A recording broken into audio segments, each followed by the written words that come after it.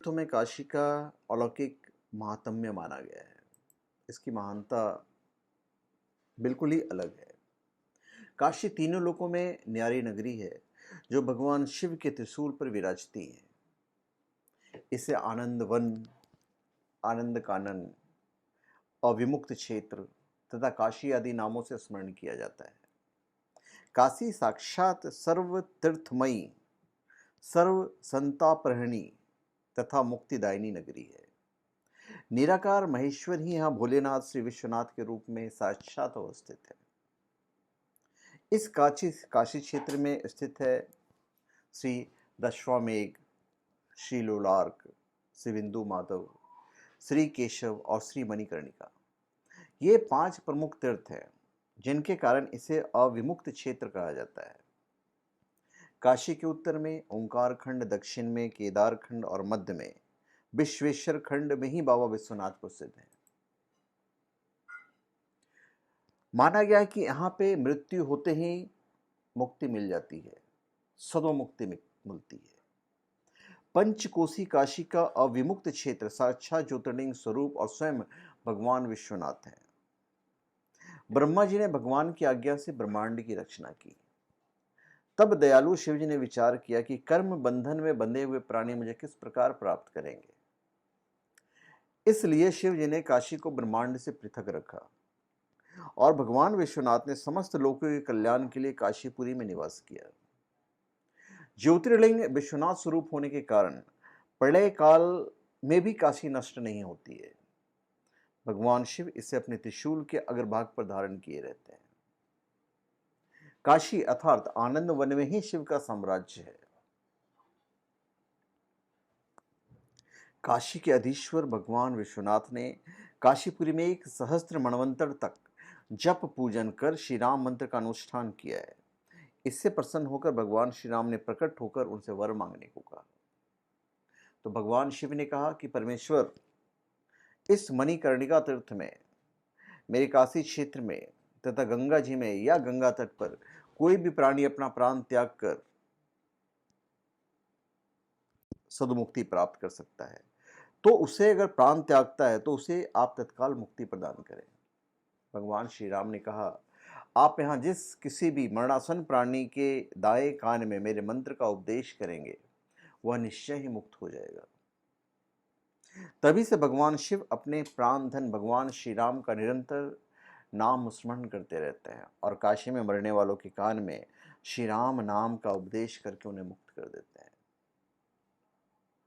महामंत्र जोई जपत महेशु, काशी मुक्ति हेतु उपदेशु। अन्य लोकों में मनुष्य के लिए जैसा करता है वैसा भरता है का नियम है, परंतु काशी तो आनंद वन है। यहाँ भोले शंकर शिव का साम्राज्य है। यहाँ कोई भी दुखी नहीं रहने पाता है। यहाँ मनुष्य के शुभ अशुभ कर्मों का रजिस्टर नहीं खोला जाता है, किसी के पाप पुण्य पुण्य नहीं तौले जाते हैं। श्री विश्वनाथ मंदिर को मुगल बादशाह औरंगजेब ने नष्ट करके उस पर मस्जिद बनवा दी थी, जो आज भी विद्यमान है। इस मस्जिद के परिसर को ही ज्ञानवानी कहा जाता है। प्राचीन शिवलिंग आज भी ज्ञानवापी कहा जाता है। आगे चलकर भगवान शिव की परम भक्त महारानी अहल्याबाई ने ज्ञानवापी से कुछ हटकर श्री विश्वनाथ के एक सुंदर मंदिर का निर्माण कराया था। महाराजा रंजीत सिंह ने इस मंदिर पर स्वर्ण कलश चढ़वाया था। और काशी में अनेक विशिष्ट तीर्थ हैं जिनके विषय में कहा गया है कि विश्वेश्वर ज्योतिर्लिंग, बिंदु माधव, ढूंढीराज गणेश, दंडपानी काल भैरव, गुहा गंगा, माता अन्नपूर्णा तथा मणिकर्णिका आदि मुख्य तीर्थ हैं। तो काशी क्षेत्र में मरने वाले किसी भी प्राणी को निश्चित ही मुक्ति प्राप्त होती है, क्योंकि काशी तो मोक्ष प्रदायिका है। भगवान शिव ने मरने वाले प्राणी को मुक्ति दान किया है और मुक्ति दान करते हैं। तो जिन प्राणियों को कहीं भी गति नहीं मिलती, उनकी गति काशीपुरी में होती है। काशीपुरी में मरण से 4 प्रकार की मुक्तियां होती है। सालोक्य मुक्ति अर्थात शिवलोक में निवास करना, सारूप्य मुक्ति अर्थात शिव के समान रूप प्राप्त करना, सानिध्य मुक्ति का अर्थ है शिव के समीप रहना और सायुज्य मुक्ति अर्थात शिव में मिल जाना।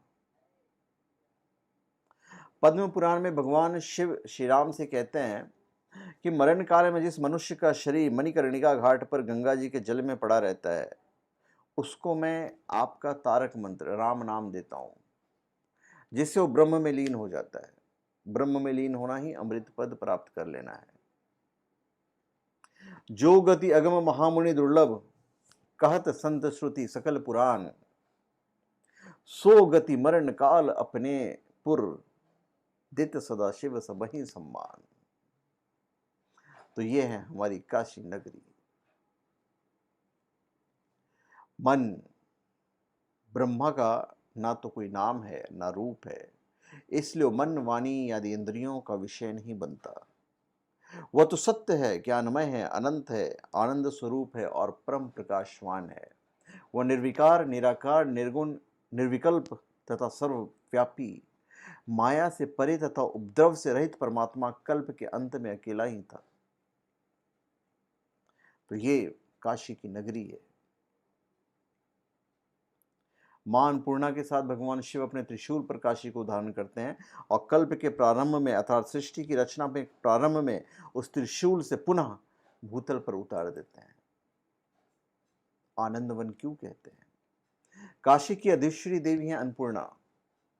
वो भी अपने पति के इस मुक्तिदान के कार्य में सहायता करती है।